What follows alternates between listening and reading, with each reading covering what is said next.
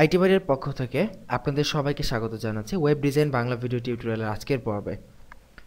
গত পর্বে আমরা HTML এর টাইটেল দেওয়া শিখেছি এবং আমরা আমাদের পেজটির বা আমাদের ওয়েব পেজ যেটা আমরা তৈরি করেছি সেটার টাইটেল দিয়েছি। তো আজকে আমরা আরও কিছু কাজ করব, তো চলুন শুরু করা যাক। প্রতিবারই আমাদের এই ফাইলটাকে কোনো ব্রাউজার দিয়ে ওপেন করে নিতে হবে অবশ্যই, কারণ যেহেতু আমরা আউটপুট দেখতে পাবো না যদি ব্রাউজার দিয়ে ওপেন না করি, এবং তার পাশাপাশি আমরা এটাকে নোটপ্যাড++-এ এডিট করব। সো এটা আমাদের গত ভিডিওর কোডগুলো এখানে চলে আসছে, এবং গত ভিডিওতে আমরা হেড দেওয়া শিখেছি এবং হেডের মধ্যে টাইটেল ইউজ করেছি। তো আজকের ভিডিওতে আমরা যেহেতু আমাদের টাইটেলের কাজ শেষ, বলতে পারি যে হেডের কাজ মোটামুটি শেষ, এবং আমরা যদি আউটপুটটা যদি এখানে দেখি যে আমাদের আউটপুটটা এখানে এরকম দেখা যাচ্ছে যে আই লাভ আইটি বাড়ি টিউটোরিয়াল। সো এখানে আমরা আমাদের আউটপুটটা চেঞ্জ করে দিলাম যে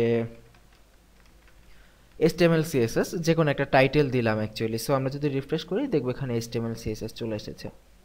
ওকে, তো আজকে আমরা আমাদের যাবতীয় কাজগুলো বডির মধ্যে করব, কারণ আমরা যা কিছু দেখি অ্যাকচুয়ালি আমাদের পেজের মধ্যে তার সব কিছুই মূলত থাকে বডি এলিমেন্টের ভেতর। সো আমরা আমাদের যাবতীয় কাজগুলো বডির মধ্যেই করব। দ্যাট মিন্স এইখানে মানে এই সেকশনে আমরা যা কিছু দেখি এগুলো সব বডির ভেতরকার পার্ট। সো আমরা আজকে বডিতে আমরা কোড লিখব। তো এখন কি কোড লিখব বলুন?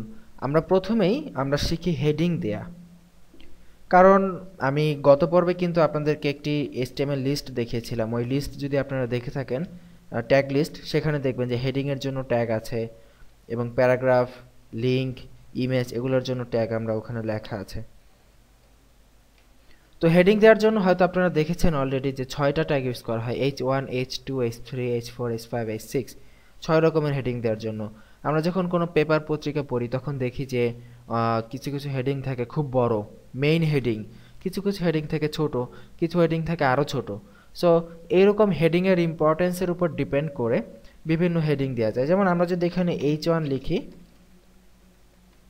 দেখুন যেহেতু এটা একটা ট্যাগ, সো আমাদেরকে অবশ্যই ট্যাগের রুলস মেনটেন করতে হবে। H1 এবং 2টা ট্যাগ, ওপেনিং এবং ক্লোজিং ট্যাগ, এবং এর মধ্যে আমরা যা কিছু লিখবো সেটাই হেডিং হিসেবে এখানে প্রদর্শিত হবে। সো আমরা যদি এখানে লিখি যে দিস ইজ আওয়ার হেডিং, যে কোনো একটা কথা এখানে লিখলাম দিস ইজ আওয়ার হেডিং, এবং এটা আমরা সেভ করলাম। সেভ করে যদি আমরা আউটপুটটা রিফ্রেশ করি দেখতে পাবো যে দিস ইজ আওয়ার হেডিং কথাটা মোটা এবং বড় আকারে দেখাচ্ছে।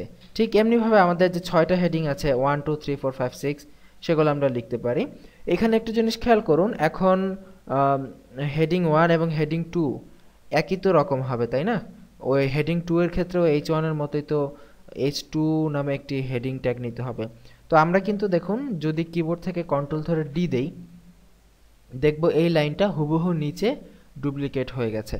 এটা হচ্ছে আমাদের নোটপ্যাড++-এর একটি সুবিধা, যে আমরা কোনো লাইনে মাউসের কার্সার রেখে যদি কন্ট্রোল ধরে D চাপি সেই লাইনটা হুবহু নিচে ডুপ্লিকেট হয়ে যায়। আর যদি সেই লাইনটাকে এভাবে ব্লক করে কন্ট্রোল ধরে D চাপি সেটা পাশাপাশি ডুপ্লিকেট হয়ে যায়। তো আমরা এটাকে কন্ট্রোল দিয়ে D দিয়ে ডুপ্লিকেট করে এটাকে H2 করে দেই। দেখুন আমরা 6টা হেডিংয়ে এটা লিখে সেভ করলাম, H1, H2, H3, H4, H5, H6। So এটা যদি এখন আমরা রিফ্রেশ করি আমরা আউটপুটটা দেখতে পাবো যে 6টা হেডিং এখানে চলে এসেছে, একই লেখা, যেহেতু আমরা হেডিংগুলোর মধ্যে একই লেখা দিয়েছি, এবং আমরা দেখতে পাচ্ছি 6টা হেডিংয়ের আলাদা আলাদা সাইজ, এবং ক্রমান্বয়ে সাইজগুলো আস্তে আস্তে ছোট হয়ে গেছে। এর মানে হচ্ছে যে হেডিং H1 এর সাইজ সবচেয়ে বড়, H2 তারপর তার চেয়ে ছোট H3 এরকম। এখন হেডিংয়ের পাশাপাশি কিন্তু আমাদের ওয়েবসাইটে প্যারাগ্রাফও লেখার প্রয়োজন পড়ে, কারণ আমরা যখন পেপারে কোনো কিছু দেখি, কোনো কিছু পড়ি, তখন হেডিংয়ের নিচে কিন্তু প্যারাগ্রাফ দিয়ে সেটার বিস্তারিত বলা থাকে। সো আমরা প্যারাগ্রাফ দেওয়ার জন্য যে ট্যাগটা HTML আছে সেটা হচ্ছে P ট্যাগ, প্যারাগ্রাফ ট্যাগ, এবং এর মধ্যে আমরা আমাদের প্যারাগ্রাফ লিখব।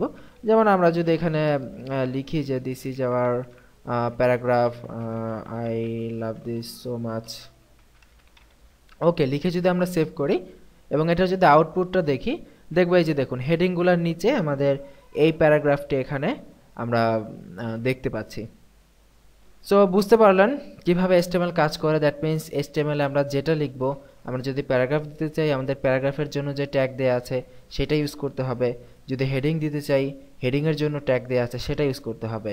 তবে এই জায়গায় এখন একটা জিনিস আপনি খেয়াল করুন যে এই যে আমরা একটা প্যারাগ্রাফ লিখলাম, আমরা যদি এর নিচে আরও একটা প্যারাগ্রাফ লিখি, যে দেখুন আমরা নিচে আর একটা প্যারাগ্রাফ লিখলাম, একটা প্যারাগ্রাফের নিচে কি করলাম আরেকটা প্যারাগ্রাফ লিখলাম, লিখে যদি আমরা রিফ্রেশ করি দেখব এই প্যারাগ্রাফটার নিচে এই প্যারাগ্রাফটা চলে এসেছে।